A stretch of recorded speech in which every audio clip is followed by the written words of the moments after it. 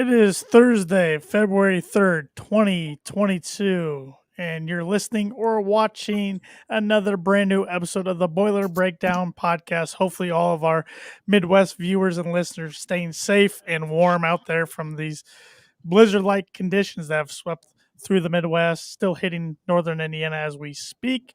I'm Tanner Lee, along with Evan Webb and Andrew Eiler. Boilers are on a little bit of roll, fellas. We were talking about before we start recording 3-0 since our last pod.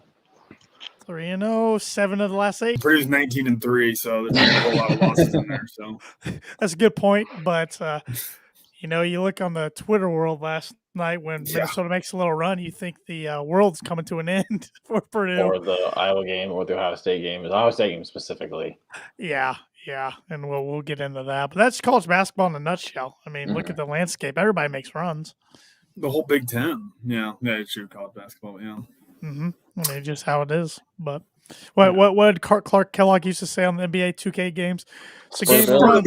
Spurtability, like I like to call it. It's like, yes, Clark, we know. There's going to be 8 point. Everybody's going to go on like a 7-0 run at some point. I mean, you hit a couple threes. I mean, especially when, I think of the Ohio State game where we held them to, I'm not going to pull the actual stat up.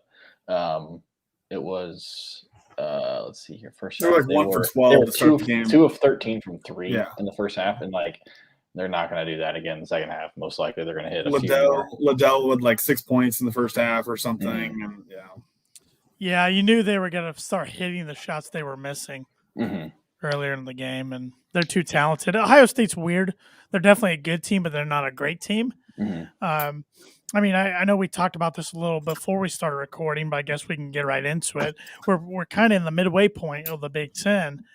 I look at the Big Ten landscape, and right now Purdue's tied for third with Wisconsin. But I really think it's Purdue and Illinois and everybody else. I would agree. I mean, Michigan State shows some flashes, but then they also show flashes of being pretty mediocre, I think, in my opinion. I know, Andrew, you agree with me seeing them live at Hinkle. But I'm just not super impressed. I've watched them a little bit, and I watched part of their game against Michigan, who's probably the most disappointing team in the Big Ten by far. And I mean, don't you dare jinx it, Webby. I know. Well, I thought, when we all thought after their COVID pause they were going to come back. I mean, they came back and beat Indiana by 18. I was like, all right, here we go. Here they come. They figured something out, and they're going to go on a little tear. But then they kind of they kept it close against Michigan State, but then they ended up getting, I think they lost by double digits. They're a weird team. And then had to fend off the Huskers. Yeah. Was that last night? 2 nights ago? I think, it was 2 nights ago, I think. Let me check. But Tuesday night. They ended up winning by 6, but it was – I turned it on. It was tied. It was tied with a couple minutes to go. Yeah, it was close. And then you had – was it Northwestern was taking Rutgers to the woodshed the other night, and that game ended up going to overtime. Yeah. And then Michigan State barely survived at Maryland. I mean, talk about Michigan State again. They barely survived at Maryland, which I'm not impressed with Maryland. I mean, they're in a weird situation with their coach essentially quitting on them a month into the season, which was weird. I don't think they're a great team. I think they've definitely got some streakiness to them, but I mean, Michigan State had needed everything they could to pull that one out. I mean, there's still a chance that a team like Michigan State or Wisconsin ends up being the Big Ten champions. Oh, absolutely. But what I was saying in Purdue and Illinois and the rest, I think Purdue and Illinois are the most talented two and have the most potential to make a deep run in the tournament. I think you've seen both teams really gut out some wins. I mean, Purdue at Illinois was a huge, gut check win. Illinois beating Wisconsin last night by double digits. I mean, they had a full team. Who did they beat? Beat Michigan State without Carbello and Coburn. Carbello and Kofi. Yeah, that was huge for them. Yeah. I mean, if they can get everybody back together, they could be pretty dangerous. Yeah, they've had a lot of bad luck really this year with injuries and some COVID-related things. So when they're at full strength, they're really difficult. Really tough matchup for everybody. I mean, if they beat Indiana on Saturday, we take care of business against Michigan. I think that game Tuesday night in Mackey's one of the bigger ones we've seen in the last decade. It'll be stupid. Mackey will be awesome. Yeah, 9 o'clock or 2. Prime time. Is that ESPN? Have they announced? Yeah, I think it's ESPN Networks, it says. So I'm sure it'll be ESPN. the regular, but it's I mean, we got to take care of business first, of course, but midway through the Big Ten season, who are some teams or a team who has surprised you guys? I mean, I guess Wisconsin has surprised me. Yeah, I still don't believe in Wisconsin though. They're number 11, but they're going to fall now after losing to Illinois last night. But I don't know. I still don't believe that Purdue lost to them. Yeah, I mean they made some tough shots down the stretch, and Johnny Davis had a career night that night. But he's good. But that's true, Johnny Davis. I guess I've done not knowing much about him before this season. They kind of go as Johnny Davis goes. Honestly, before that Purdue game, he kind of reminds me not in style, but just kind of as his emergence, a little bit of Victor Oladipo, because Victor was a guy that you never really thought about when he played at Indiana until his junior year. Then all of a sudden he was a friggin' top 5 pick, and I mean Johnny, I don't think he's not going to be that good, but I mean it's kind of the same thing where all of a sudden like he's not a name you even knew about last year. I had to double check to make sure he wasn't a freshman a couple times because I thought he was, but he kind of came out of nowhere. And it's interesting to see when you talk about Player of the Year. He's not super efficient like some guys are, so I'll be interested to see how he kind of finishes things out. Yeah, I think he struggled a little bit last night against Illinois, at least in terms of not being super efficient. I mean, at one point during the season, earlier in Big Ten play, I was saying Minnesota was a surprise, but they've kind of come back down to earth. Well, they lost like 8 of their last 9 or something. Yeah, they've only won 2 conference games. I guess I was expecting them to be like in Nebraska, like where I thought they were going to be the worst team in the conference. So, which I mean, I guess Nebraska. I can't believe. I mean, 0-11. That's impressive. I don't know how Hoiberg's not on the hot seat. Because he's got a big extension, so his buyout's too high. Yeah, I mean they've been in some close games. I mean, at least down the stretch. I mean, they took Ohio State to overtime. Granted, that was Ohio State's first game back from COVID pause, and then Ohio State went and got whipped in Indiana the very next game. Let's see here. I mean, they took Illinois by 10 to beat them.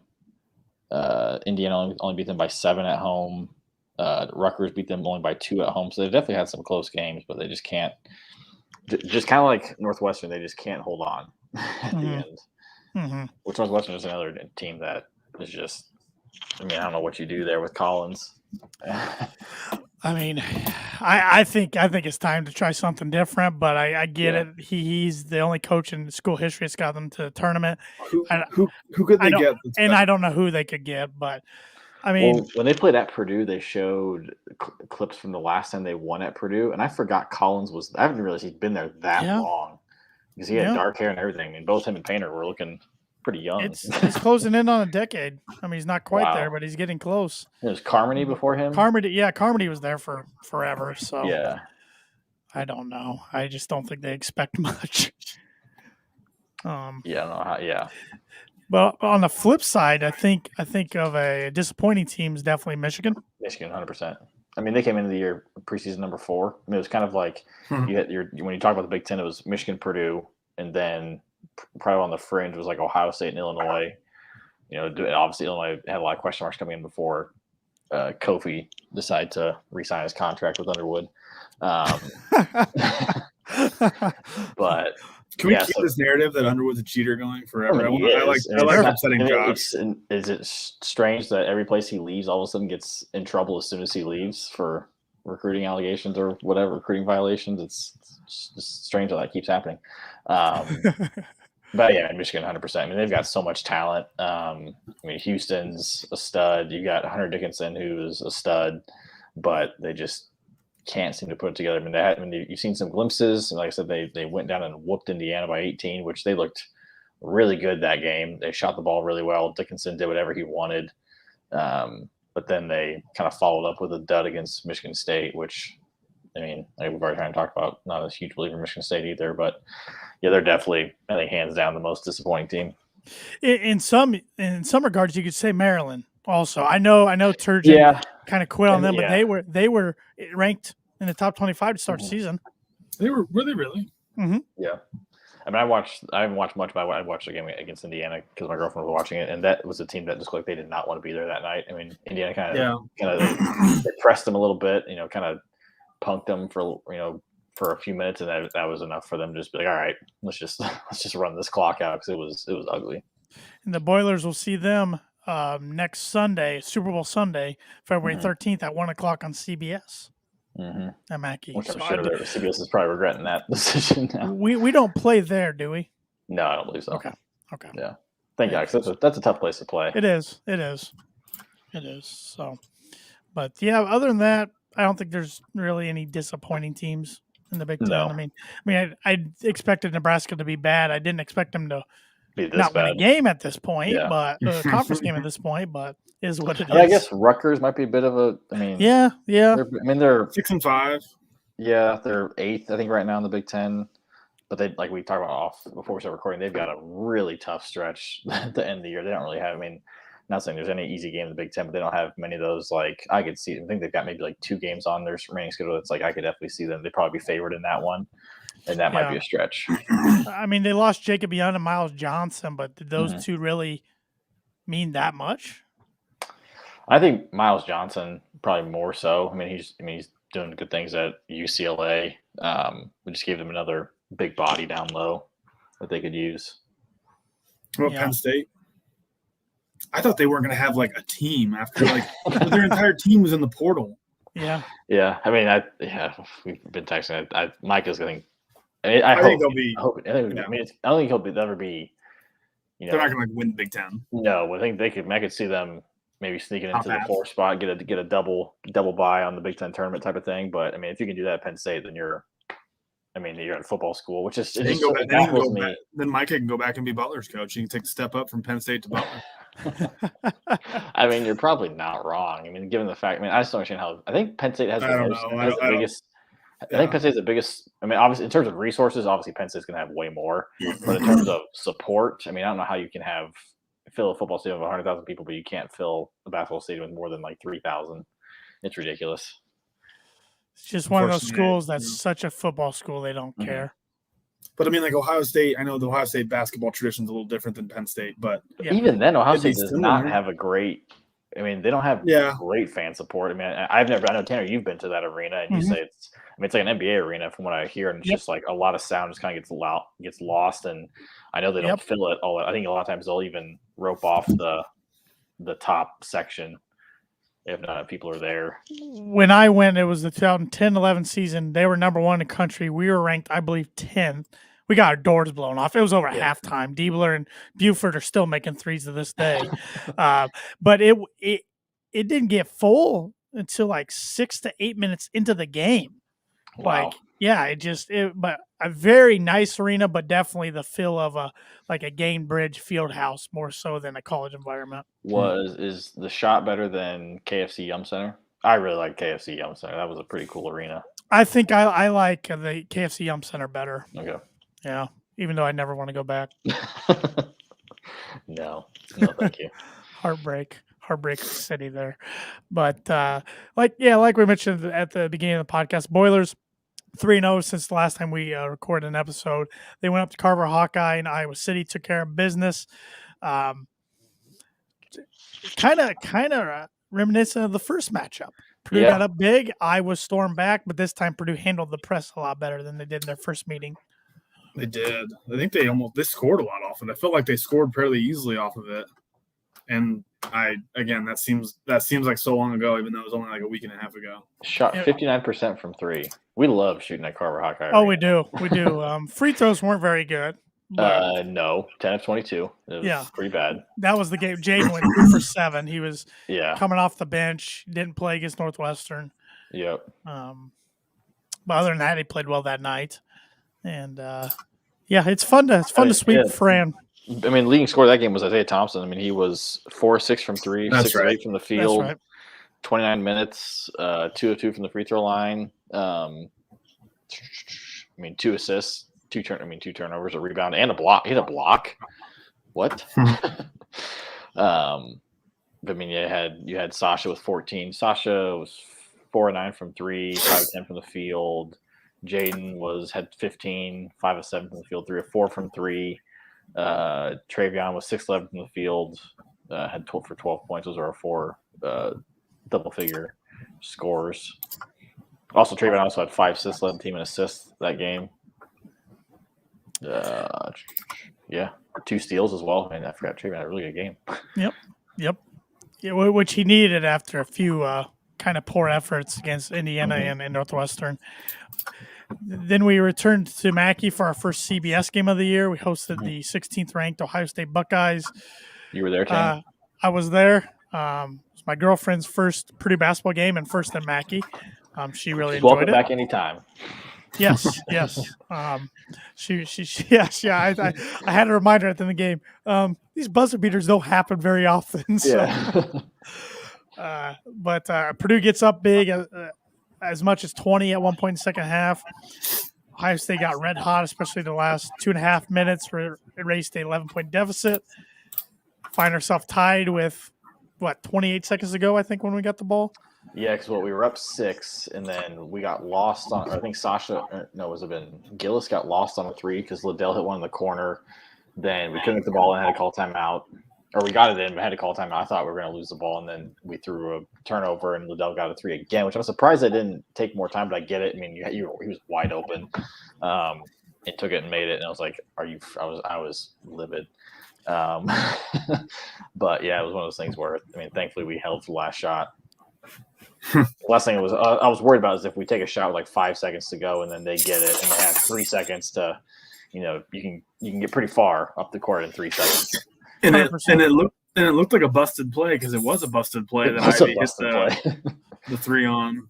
I think Painter said there were 2 guys who messed up on that play on his radio show. I know Ivy. Did Hunter start with it? Was it Hunter who started? Yeah, Hunter had the ball the whole time. Yeah. Thankfully, he didn't. I was worried he was going to just force something at the end. Me too. And then Jaden got the ball, and did what he does. Yeah, he was supposed to go to Edie. He was supposed to go to Edie, and Ohio State, I'm sure, hates Jaden Ivey right now. Ohio State fans, but I looked at my girlfriend. I said, Purdue's got to hold the ball to the last second shot, so Purdue's either going to win this game or it's going to go into overtime. Thank goodness. I think we would have lost if it went to overtime, to be honest.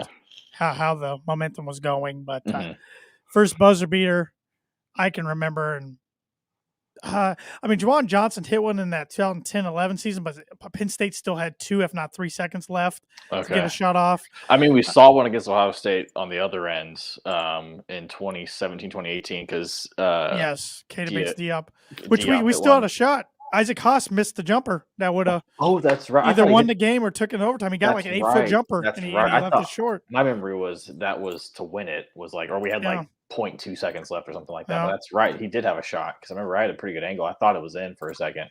We saw Glenn Robinson Jr. when we were in college, Webby, hit a buzzer beater against Purdue. Yeah, we did. That was a legit buzzer beater. It was. Terrence Crump hit one in 06-07, the ACC Big Ten Challenge against Virginia. Oh, Virginia, yeah, that's right. Little float game action there off the back of the rim, up and in. But that's about. Saw one in the Yum Center. Yeah. To tie it.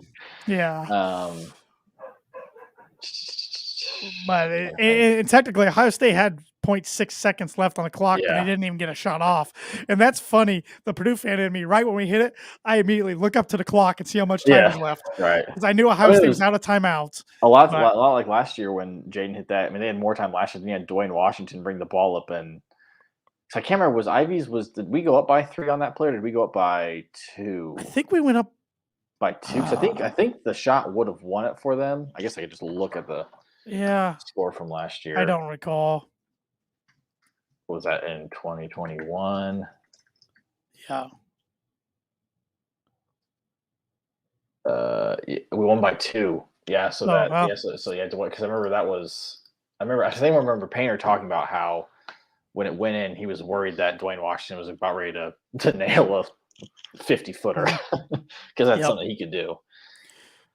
Well, that's why I looked up. I'm like, we've already lost the game on a 45-footer this year. Yeah, I don't want to. At least put us up by 3, so there wasn't that. True, but if anything, it would have been a hell of a shot to go to overtime. Yeah, but thankfully it was off, and Ohio State's comeback fell short. So fun environment. Mackey was loud. It definitely wasn't at its best. Mm-hmm. I don't know what caused that. It's a noon game. Sometimes those are harder to get up for. I don't know. But it was a lot of moments. It just wasn't as rocking as I thought it was going to be. Mm-hmm. Even when Purdue got up big. Yeah. I don't know. It just seemed like it was. I didn't see a lot of the crowd stand like usual. Which I've been. I mean, I've obviously I haven't been to a game in a while, but it's something that I've kind of read people say on Twitter is just like, yeah. Aside from this, I mean, the paint crew is obviously awesome. It seems like a lot of people are just kind of just sitting on their hands for most of the game. Which, I mean, it's your money. You're take it, do what you want, but it's like, come on. And I do think the masks do muffle the sound a little bit. Oh yeah. But I mean, about half the people are wearing them anyways. I mean, they don't politicize it, or that's not a word. Enforce it. Police, thank you. Do you have to wear? Is Mackey requiring it? Yeah, it's mandatory, but they don't do anything about it. Like at timeouts, I'll see people walk up and down the aisles with signs, and I've never seen someone. I know, like I've seen people like when you walk in, they if you don't have one on, they'll make you put it on or give you one because they usually have some there. Yes.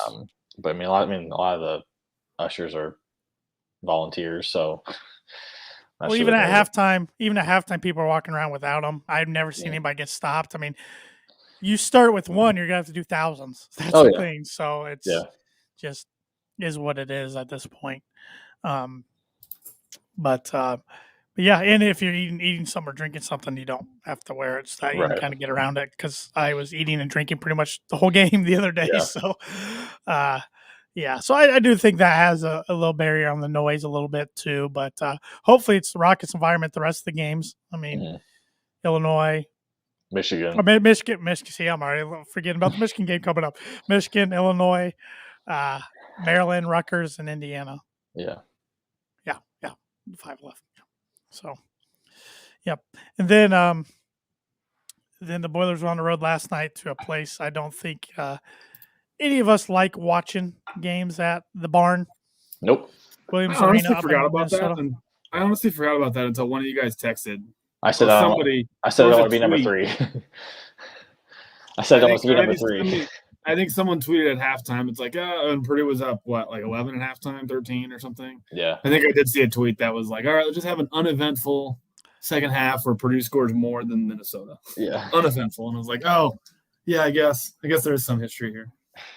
I just never can get the image of 2010 out of my mind in the first half of Robbie right there at that darn free throw line. And well, I think there was one play where Jaden went up and does what he does, where he contorts his body in the air, and he came down, and I was just like, Jaden, I swear to God, what are you doing? Yep.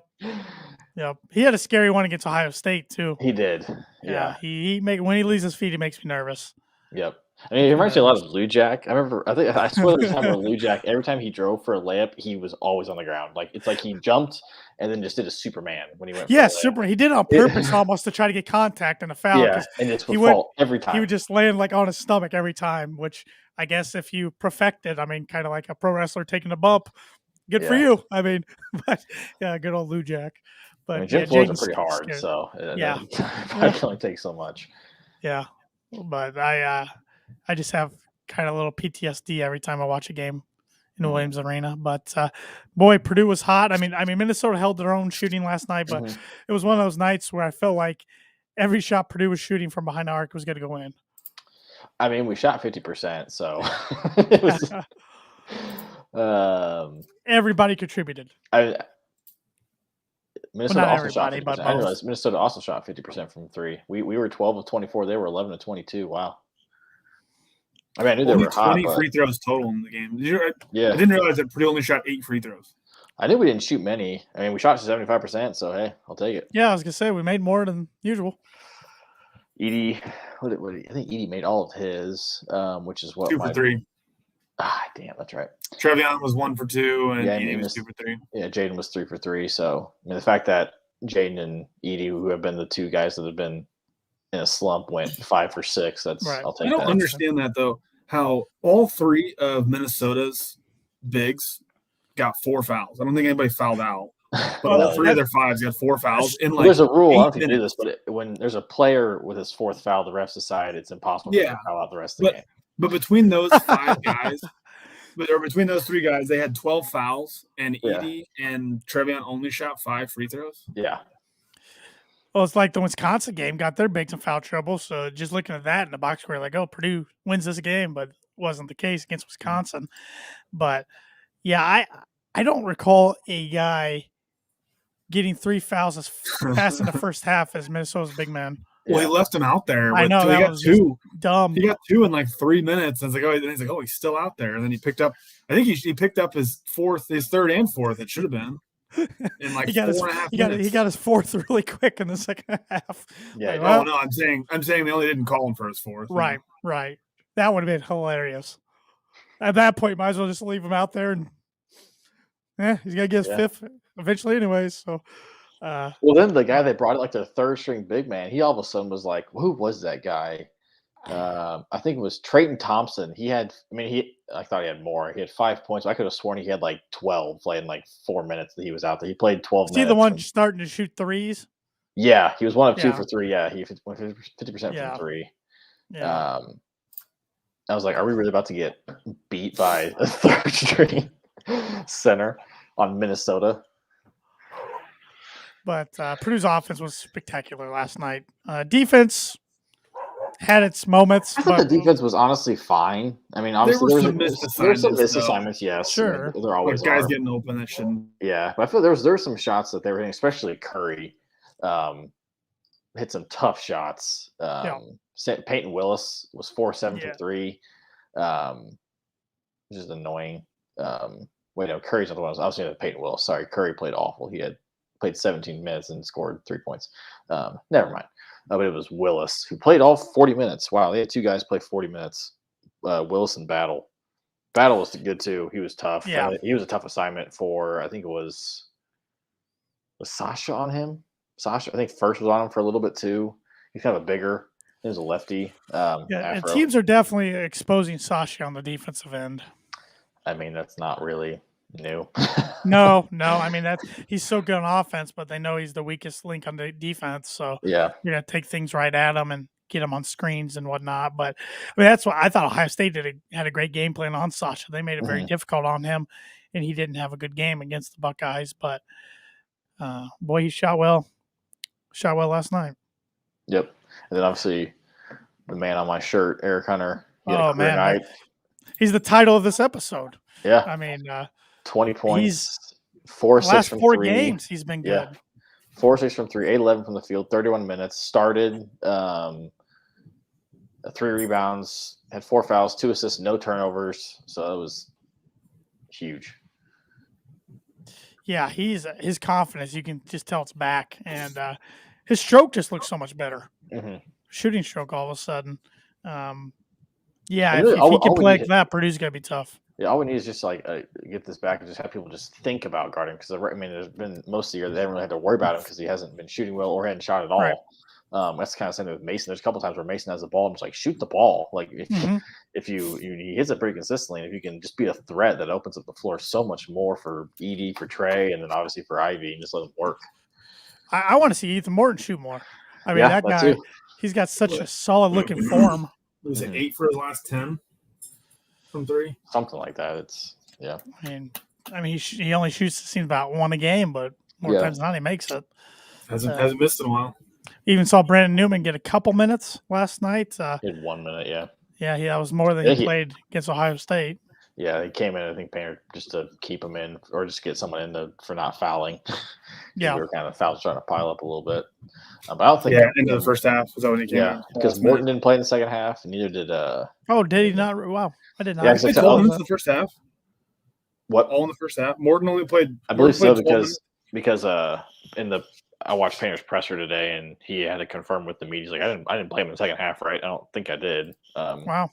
I think because he mostly played. Obviously, he had Ivy, Hunter, Sasha, Edie, and Zach, Edie and Trey, and then Mason and Caleb. I think that's the only guys who played in the second half. Yeah, first had some big minutes in the second half. He did 4 points, during that run. Yeah. 2 of 2 from the field. I mean, 3 rebounds. He's a really good rebounder. 1 steal. So.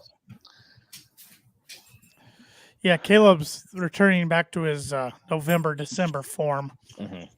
Early December form, I should say. So, which is nice to see. But, big one coming up in Mackey this weekend. Nationally televised game, 2:30 on Fox against the Michigan Wolverines. The first of 2 meetings within the next week. Purdue will travel up there for a 9 o'clock matchup next Thursday, week from tonight. and we'll host Illinois in between 9:00 Tuesday night. So it's gonna be a tough little 4-game gauntlet, really, because then we host Maryland next Sunday. So it's I mean, Michigan State and Michigan have to go through it in early March when they play their makeup games. So everybody's kind of seems like got to have a stretch because now Iowa and Ohio State have to make up a weather game tonight that's postponed. So it seems like between COVID and now weather, everybody's got to make up a game at some point. So you guys feeling good going into Saturday? I don't know. I don't know what to think. Because I feel like their athleticism could really give us some problems. I think it just really depends on which Michigan team decides to show up. Just because they've got some bigs that can shoot, or at least bigger guys that can shoot. I think they've definitely got some length that can give us issues. But I'm not really worried about Dickinson just because I feel like our bigs can handle them. But yeah, I think more. I think for the first time in a while, Purdue's a bad matchup for Michigan. And years past have been the other way. I mean, they have the bigs to slow down Edey and Williams, and Houston can get on a tear, but I don't think they have the wing to stop Ivy. They don't have a Wagner or anybody like that typically would have. That I feel like they've had for the last 8 years or something. Right. So I think, I know Andy Cassidy said he didn't think Michigan would get Purdue either time they played. So hope he's right. Yeah, I always worry about going there. One, it's a tough place to play, but also, it's just like life on the road in the Big Ten, especially as a top-ranked team. You're going to get, everybody's excited to go to that game. It's different when you're bringing in Maryland, but it's when you're bringing in a team that's got a single digit next to their name. No matter who it is, usually the crowd is just a bit more amped to show up. Well, that's what I'm worried. Not worried, I guess. But that's my concern. Is okay, Michigan is obviously talented. They were preseason top 5. Yep, they were 4. Kind of for a reason. Yeah, it hasn't clicked, but who's to say it can't against the number 4 team in the country? Sure. They're looking for one night. All it needs is one. It doesn't. They need they've got a good win at Indiana, but really other than that, they haven't had really a good win. So they're hungry for a marquee win to kind of get them. I think they were on like the next 4 out, I think, but they're obviously, I think they've been moved off that, so they need something to get their name back on the bubble, because the bubble's pretty soft. There's going to be so much. It's very fluid this year. There's really no dominant teams, I don't think, and even the bubble's even more so that. How many teams do you guys think the Big Ten ultimately gets in the tournament? Like a month and a half ago, I would have said like 4, but I think they'll get in 6 or 7. Yeah. 6 or 7, huh? Yeah. I think Purdue, Michigan State, Illinois, Wisconsin, Ohio State, Indiana. That's 6. Iowa. I think it's. I think Michigan or Iowa. Iowa and Michigan, yeah. So 6 comfortably, possibly 7, maybe 8's the ceiling. Yeah, I would say. So, yeah. How many losses do you think the Big Ten champion has? I could easily see 4. I could even maybe see 5. At one point, I was saying 6, but I think 4 or 5. I think 4. Yeah. 2 more losses for Illinois. Going undefeated the rest of the year. 1 for Purdue. Yeah. Yeah. 4 losses. 5 losses might get you a share. Yeah. I think there's a lot of talk about what Purdue needs to do to make this season not end in just total disappointment. I think they got to come away with some kind of trophy. Yes. Whether that's a Big Ten regular season title, a Big Ten tournament title, or national championship. Or national championship, get to the Final Four national championship. Obviously, but they just got to come home with some kind of hardware. It's a lot like the 2017-2018 team, which we were, we got up to number 3 in the country, but we didn't take care of business in, was it Atlantis? Is that where we lost to Tennessee and Western Kentucky? We had a chance to beat the title, but we lost it because we lost against Ohio State and Wisconsin. I think we blew 2 games that were like back to back. I think that was the year that we lost like 3 games and we didn't get a share, which is crazy. Yeah, you're right. And then we didn't win the Big Ten tournament, and then we got smacked in the championship by Michigan. Yeah, and then we made the Sweet 16, but got kind of got our butts kicked by Texas Tech. I still wish we would have had Isaac that night. I think it would have been, I don't know, at least more. It still was competitive. Dakota just had his worst game of his career, unfortunately, that night, which didn't help.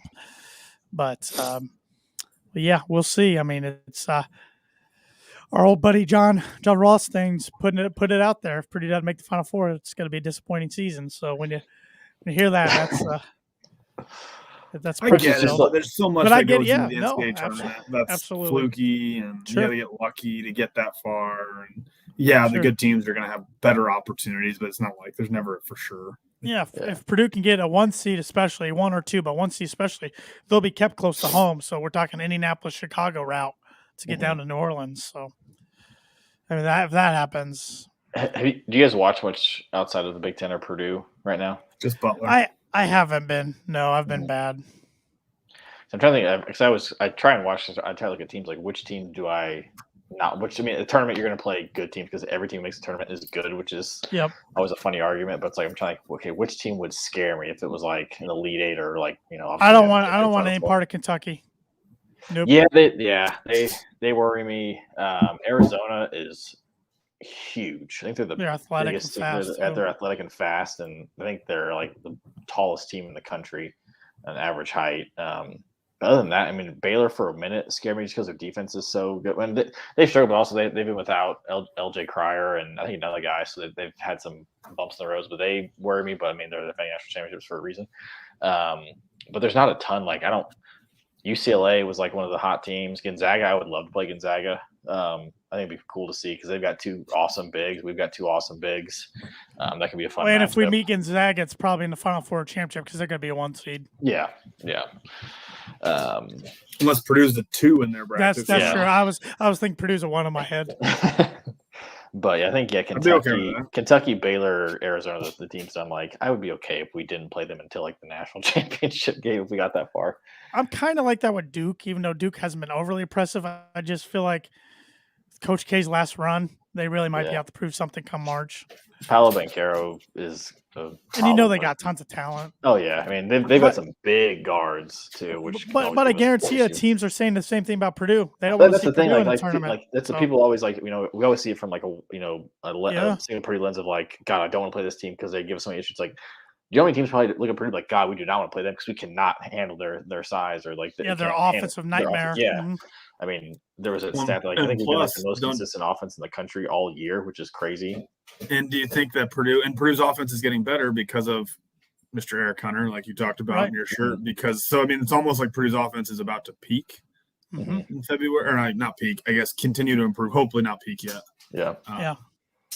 But like you said, people were scared about Purdue's offense in December when Hunter was kind of a non-factor on offense, and now he just scored 20 points last night. Yeah. Right. And I mean, Zach can be so dominant at times. And then if he's struggling, you can throw Travion in there. I mean, no other team has that luxury in the country. So, I mean, you've heard Brian Newer talk about it too, where it's like, this may not be our best chance to win the Big Ten, but it may be the best chance to go far just because this isn't a typical, I mean, it's not a typical Purdue, dominant Big Ten team where it's, we saw like with Robbie and those years we had awesome size and low, but our offense wasn't great. It's like, this is a team that, if we get hot, it's kind of we saw in 2018, 2019, where if our offense is rolling, like, so if we give up a lead, as long as we score 90 points, as long as we score more than the other team, I don't really care. Right. Everybody knows each other so well inside the Big Ten and inside their own conference. So, I mean, if you look at, even our non-conference games, even against like Villanova, North Carolina, we had some high-scoring games. You get to the Big Ten, then it's like 68, 65, 70, 68. Like, it's just a dogfight. But, you get outside the Big Ten, like there was a whole thing that you share with our group chat where Andy Katz says that Purdue and Illinois are going to play 4 times this year, once in Big Ten tournament, once in New Orleans. No, thank you. I'm good with just 2. Yeah, I saw someone post something that was on the board, just like there was some bracket that had us. It was like Wisconsin or Indiana in our brackets. Like, oh, I'd love to play Wisconsin, have a chance to go to the Final Four. I was like, I wouldn't, absolutely not. Like, I been there, done that, lost in the Elite Eight. Don't want to do it again. I want no part of the Big Ten team in the tournament just because they know you so well. Yep, and it's hard to beat a team 3 times or maybe 4 times. I mean, to counter that, to that point, but to counter that, Wisconsin knows Purdue so well because they've already played twice or 3 times when they meet. Purdue knows them pretty well too. So. Yeah, right. So I mean, it's It'll be interesting come tourney time, but hopefully the guys take care of business this weekend. They had to practice in the barn today.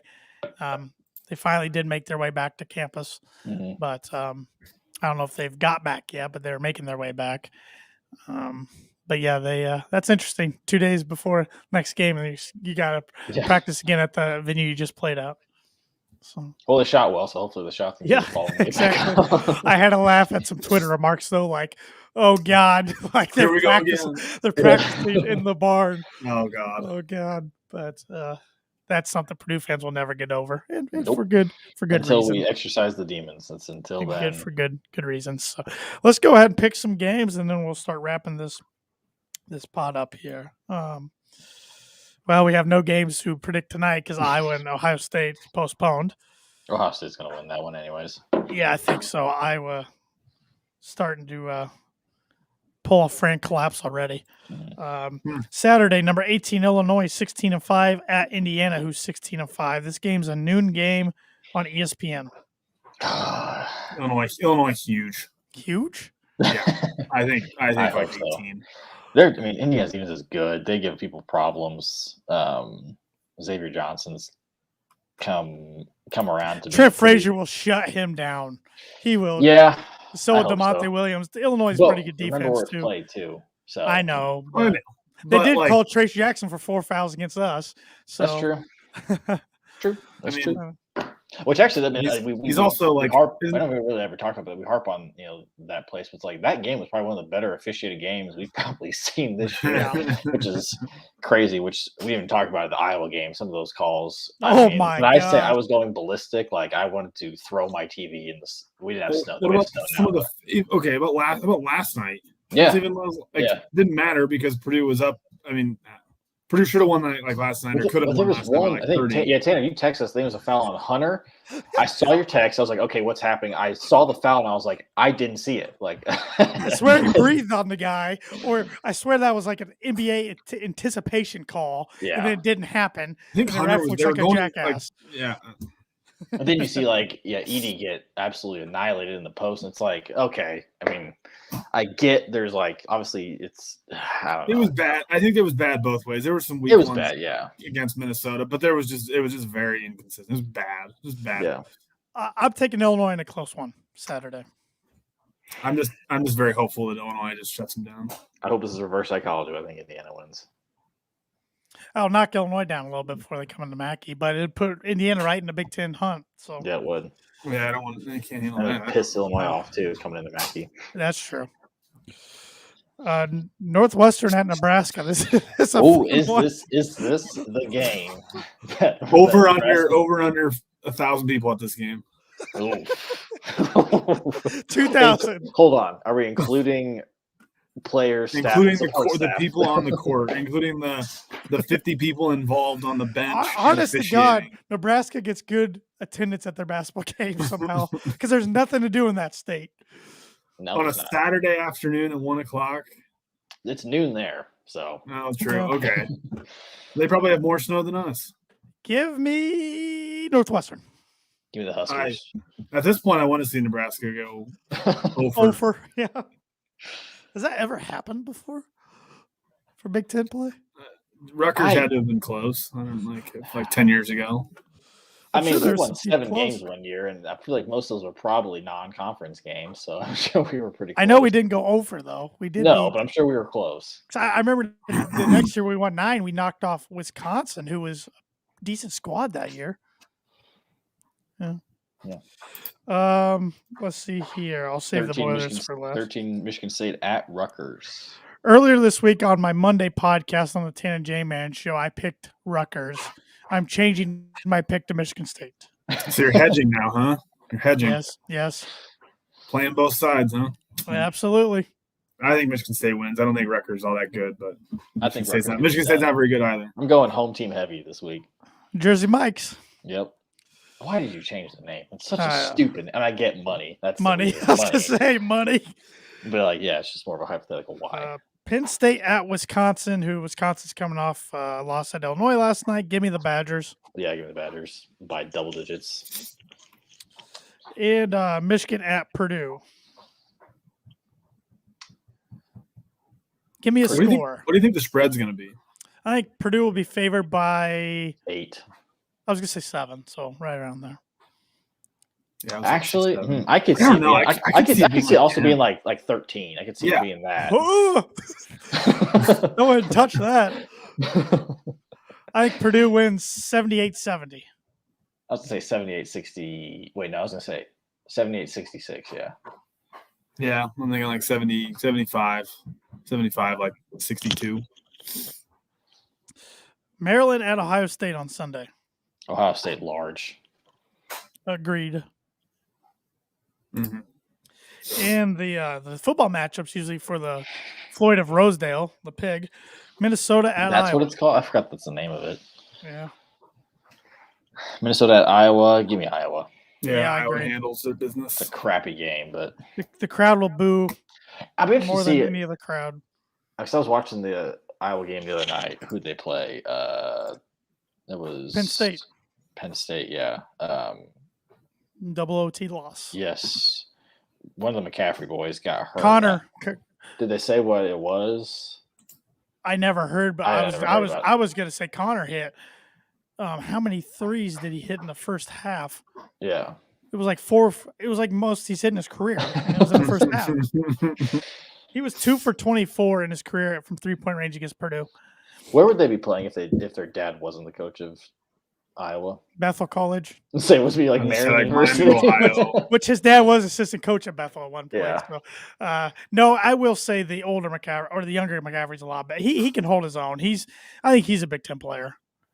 Luke, yeah, I think he's a Big Ten player. He was pretty high rated in high school out of Iowa. Connor, no. I was gonna say Luke McCaffrey, like Christian, like the one that honestly, I can't tell. I don't even know which one's which. I don't even know which one's which. I just know I know. Connor's the lefty who's god awful. He bricks everything. Number 30. Is he the one who got hurt? Yeah, yes. And he's the one who got punched by DeMonte Williams a couple of years ago. Got punched by everybody. Let's be honest. The other one I think holds his own. I think he's a sophomore. So okay. I think he's pretty okay. decent. Yeah. He's okay. Is that Luke? There's Connor and Patrick. Patrick, not Luke. Luke McCaffrey is one of Christian's brothers. Exactly. I was like the Nebraska quarterback. Well, hey. At this I don't know where did he transfer to. He's not there anymore. Did he go to Louisville? Yeah, I was gonna say Kentucky or Louisville. What I had in my head. Yeah. Then did he leave Louisville too? I feel like wasn't he at Michigan first? Didn't he go like Michigan and Nebraska or something? Yeah. Because you had Max. Well, we are going off a tangent here, but Max was the wide receiver at Duke. And then Christian was one of the college football's most electrifying players out at Stanford. Still a joke that he didn't get Heisman. His sophomore year, not his junior year. He wasn't that good as junior. Who won it that year? Put you on the spot. Luke McCaffrey is at Rice, just so you're aware. Rice? Right. That's a fun team to talk about. 2011, baby. Wait, is that where their dad is? Didn't their dad go coach somewhere? He coaches at Northern Colorado. Okay. That's what I thought he was going to go with. Okay. Which Vincent Jackson, rest in peace, played there. I don't remember who won the Heisman that year. Christian sophomore. What year was it? I think I was 2016. No. We were in I think college. So. No, not a sophomore year. What Heisman are you talking about? Not Christian McCaffrey. I swear to God, I remember watching his games at your apartment. That was probably Toby Gerhardt, maybe? I don't know. Maybe I'm getting my ears mixed up, but look it up. Yeah, 2016. You're right, Tanner. Thank you. I don't know anything. It was the Darrell Hazley years. Oh, Derrick Henry. Oh, well. Oh, wait. But yeah, that was one of the years where everybody watched SEC. Nobody'd stay up and watch Pac-12 games. Yeah. Lamar Jackson. 2016 Heisman was Lamar Jackson. Oh, I'm looking at 2015 then. 2015 was... Was that his sophomore year, 2015, and was his junior, 2016? Yes, he finished second. He finished second in 2015 in Derrick Henry. That's it. And then I think third was Deshaun Watson. That's it, because 2016 he got hurt a bunch, so and then he jumped pro. So interesting. This is a Stanford Breakdown podcast. Yep. We got 10 minutes to fill. Yes. Yes, we do. But any other thoughts before we do some sponsor reads? Are we doing picking any more games? Tuesday, Oh, yeah. sure. I don't see doing a podcast before Tuesday. Oh, yeah. Good point. Got some good games on Tuesday. Go for it. Read them off. Starting at 7 o'clock on Big Ten Network, number 11 for now, Wisconsin at number 13, Michigan State. Oh. Both Michigan these teams State, are frauds. God dang it. They're going to be right in the hunt. I keep talking like they're frauds, but they're going to be right there. At Michigan State. At Michigan State. Yeah, I think Michigan State. Tomlinson will cry and they'll get a win. Yeah. Michigan at Penn State. Give me Penn State. I hope Mike can take down Howard. That'd be awesome. I'll take the Nittany Lions just because. Yeah. And then 9 o'clock on Big Ten Network, Indiana at Northwestern, potentially ranked if they beat Illinois. Oh my God. Indiana's gonna win. These Northwestern are terrible. Yeah, I think IU will win that one, but it'll be close. Northwestern plays teams close. They could have had Illinois last weekend. Yep. And then obviously the game we're going to talk about 9 o'clock, number 18 Illinois at number 4 Purdue. Rankings pending. Oh, I'm not looking forward to this game. I think it's going to be a battle. I don't think Kofi's going to get in foul trouble so quickly this time. No, but I don't think Carbello would go off like he did either. That's true. And I think Purdue gets it done. Let's go 79-72. Oh, okay. I think Purdue's playing better now than they were the last time they met. I think, like, defense has improved. They've stepped up on defense. The offense is kind of still rolling. So I'm kind of like, I think it'll be a good game. But I think Purdue, I like that Purdue by like 8 or 9. I was gonna say like Purdue like 77-72. Yep. Oh God. Yeah. It's the Big Ten. I'm going to need a bag to breathe in. Yeah. Like Sheldon Cooper, the gift of Sheldon Cooper off Big Bang Theory. Just beat them. Just keep winning one game at a time. Just it'll work itself out. We're right where we want to be. I'm fine with ugly wins. Yep. Ugly wins better than loss. I kind of keep thinking about that, and it's like it kind of seems like Purdue. I don't know how you guys feel, just because of the loss to Rutgers and Wisconsin, how they lost. And Indiana. Yeah, and Indiana too. All three could have easily been wins. But that's what I mean. It almost not that it's a disappointment like where we are, but then it's like, oh, they're 19-3. I know. Yeah. And really, you went undefeated in non-conference. Yeah. Like, when was the last time Purdue went undefeated in non-conference? It was 09-10. Yeah, I did, but it's because they lost. Because they lost the Rutgers game in between, like they had the 2 Big Ten games in between finishing the non-con, so they lost in like early December. Right. Yeah. I mean, it's a half-court buzzer beater, half-court Eurostep buzzer beater, an ungodly game by Rob Finney. Godly game by Johnny Davis. Even though he's a heck of a player. Yeah, but the Wisconsin game was really the only game that I'm like, I'm okay. We lost. They made big shots towards the end. They did. It's like we're like Indiana and Northwest or Rutgers. Oh, yeah. We did what we needed to do to win. No, not except Indiana. I guess they kind of did. Indiana, but also Purdue. That was probably Purdue's worst game of the year. Right. Yeah. I mean, we were up first half with the ball to go up by 4, and got a 4-footer. And got a 4-footer. Yeah. He just airballed it. He's airballed it. Yeah. And then he gave up, and then you couldn't grab the rebound. So there was like, there was chances. There was chances. Yeah. Where Wisconsin, when I look back, like Wisconsin's the only game I was like, if we were like, like what, 20-1, 21-1, like I'm okay with giving that one away right now.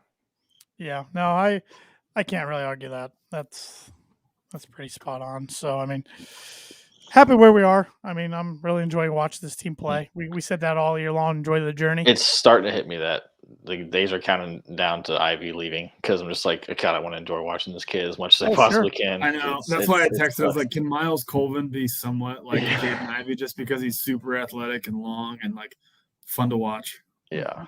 Well, it's like what sucks too is like, I mean, Painter said in an interview, like he only averaged 12 points a senior. Granted, he was playing at La Lumiere, which is a prep school and really good talent. He was only averaging 12 points a game in his senior year of high school. It's like his best years of basketball are still a couple years away. I remember when he committed, it was like, oh, junior year Ivy, junior year Morton, like we're gonna be special. It's like we're not even gonna be able to see junior year Ivy because he's gonna be gone.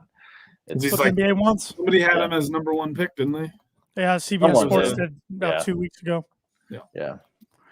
If the Indiana Pacers have a top 10 pick, which I think they're going to, and Jaden Ivey's available, and they don't take him, I hope they have no fans in the coming years. I wish this was the year the NBA would bring back the Sonics, but. Ooh, good question here from our buddy Thad. Oh, we got a question. What player hurts the soul more leaving early, Rondell or Jaden? I kind of think Rondell. Just I do too, because what could have been if he didn't get hurt? We didn't get to enjoy him as much as we should. We had 1 year. It was his freshman year, and that was really it. Yeah, which was awesome. But it was more like, man, yeah, he has 2 more years because he can't leave for the NFL, and he's already doing this, and then he gets 2 games or something. We never saw him and David Bell really together that much. I mean, not much. And I think him and Sindelar were paired to do some special things in the stat book. Yeah. In 2019, and I could be wrong, but I feel like the chances of Purdue getting another Jaden Ivey type, it just goes up more now that we've had. I mean, we had Carson, which I think definitely helps with the Jaden, but then now that we have Carson and Jaden, I think it can definitely speak to guys of that caliber. That, I mean, hey, you can come to a place, and we're not the old adage was Purdue's a big man. I mean, it still is, we're a big man school, but like we don't play with our guards. Where it's like, I mean, the best player in the conference is a guard on Purdue for the second time in the last 5 years. I think this year, this football season, how like Purdue is kind of back on the upswing, it seems like, has kind of lessened that, because I felt like when Rondell left, it was like, man, Purdue was coming off the big win at Ohio State. Purdue was the talk of the nation for that 2-week stretch, basically. And then they kind of tapered off, but they still had Rondell Moore, who was electric and everybody wanted to watch him. And then it was nothing. So it was like, man, they got nothing out of it, basically. It seemed like they got we got 6 wins and a blowout game and a blowout game in Tennessee. That's what we basically got out of Rondell. But I think Rondell helped get David Bell. Oh, 100%. Yeah, but he came in the next year, so I mean that obviously helped. Yeah. I think Jaden can help get a kid in like the 2024 class or something like that. Yeah, and I think Purdue basketball's in better shape going forward. I think Purdue. I mean, I don't know how I'm going to say this, because I think Purdue football's in better shape than they've been since the prime Tiller years right now. But I think Purdue basketball's in better shape to get players of Jaden Ivey caliber than Purdue football is to get talents like Rondell Moore, because Rondell Moore was originally committed to Texas. Yeah. I mean, I know he was a 3-star by some on ranking sites, but usually those talents don't come to a Big Ten school outside of Michigan or Ohio State. Yeah. So that's what I was trying to say. Yeah, that's true. Even though Brahms' offense fits a wide receiver's dream, but usually talents like that, especially not from the state of Indiana, don't really land at Purdue. So. Yeah. And really the only reason why he came to Purdue was because of Brahm and 100%. connections to Louisville. That's the only reason why he came to Purdue. 100%. Yep. But good question, though. That's a good one. That's a good one. But the weather is not nice outside. It's not going to be nice tomorrow. It's not going to be nice this week. Well, this week it's going to be not as snowy, but it's going to be freaking cold. So you're not going to want to get out. You're not going to want to cook. You're not going to do any of that. So get yourself some Mad Mush. They got brand new pizza of the month for February. Let me bring it up here. Ooh. Can somebody read it? My computer's not showing. So we got the super pie, which is mozzarella cheese topped with mushrooms, onions, green peppers, black olives, sausage, ham, bacon, and spicy pepperoni. Perfect for those cold February nights. Finished with our house-made buffalo ranch sauce. Starting at $14. Oh my God. Order 2 of those. Your total will be $28. And if you're ordering online, you can use the discount code BREAK5, BREAK, all caps 5, for $5 off any order over $20. Or if you want to brave the weather and the cold and go in, tell them the Boiler Breakdown sent you. You can get $5 off any order over $20. Mad Mush is, of course, home of the original cheese sticks. And they've been serving Boilermakers in the heart of West Lafayette since 1993. As always, feed your head. In the shop, they keep coming out with more and more things. They do. More and more things. I get an email every day of something. I'm like, crap, I can't spend that much money. Well, for all the Even for all the Cincinnati Bengal fans out there. Yeah, That's Bengals fans, they came with shirts for that, which is pretty cool of them to do. I'm wearing the Eric Hunter NLI shirt. I mean, they've got Sasha, they've got Trey, they've got David Bell. Get yourself a Payne Durham for Greg Long. Payne Durham, Greg Long. Yeah, Danny, not Danny. Jackson. Oh, boy. Okay. Hazel years. But their shop was their 2 brick and mortar stores were closed any day because of the weather. But you can order online, and let's order online because you can use code breakdown for 25% off. Great shirts, soft shirts. I'm using the Pretty Pete drinkware mug. His face turns whatever color of beverage you have. Oh, that's pretty cool. Yeah. So he had a nice yellowish tint to his face today because of the beer I was drinking, the contact haze beer. But yeah, I mean, shopindie.com. They've got Cincinnati Bengals shirts. They've got Colts stuff. They got Pacers stuff. Hopefully, future Jaden Ivey for the Indiana Pacers clothing. I'm all for it. Yeah, good people. Also, good people are the people of Webb's Family Pharmacy. Webb's Family Pharmacy is an independently owned community pharmacy with stores located in Rochester, Akron, and North Manchester, Indiana. Webb's are providing flu shots and COVID-19 shots by appointment. Get online, get your time, get your appointment, in and out, easy as that. Or you can call and set up an appointment, and their friendly and caring staff will be happy to help you. For all of your high-quality medical equipment, supplies, and pharmacy services, check them out online at www.webrx.com or just give them a call. Webb's Family Pharmacy, professional pharmacy with a hometown touch. It's pretty snowy out there, Andrew, but eventually it's going to warm up. The snow's going to melt.